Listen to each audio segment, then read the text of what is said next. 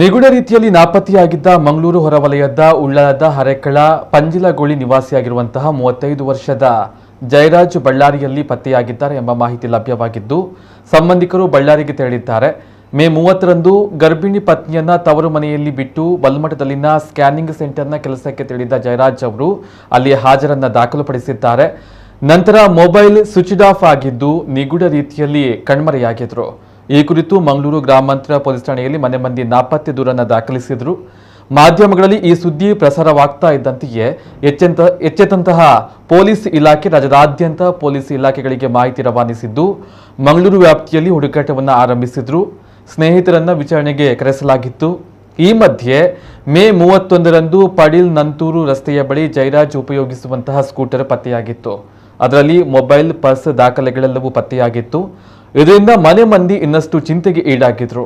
ಇಂದು ಮಧ್ಯಾಹ್ನದ ಹೊತ್ತಿಗೆ ಬಳ್ಳಾರಿ ಪೊಲೀಸರು ಮಂಗಳೂರು ಗ್ರಾಮಾಂತರ ಪೊಲೀಸ್ ಠಾಣೆಯನ್ನ ಸಂಪರ್ಕಿಸಿ ಜಯರಾಜ್ ಬಳ್ಳಾರಿಯಲ್ಲಿ ಇದ್ದು ಇಲ್ಲಿಗೆ ಬಂದು ಕರೆದೊಯ್ಯಲು ತಿಳಿಸಿದ್ದಾರೆ. ಸಂಬಂಧಿಕರು ಹಾಗೂ ಪೊಲೀಸರು ಬಳ್ಳಾರಿಗೆ ಹೊರಟಿದ್ದಾರೆ ಎಂಬ ಮಾಹಿತಿ ಲಭ್ಯವಾಗಿದೆ.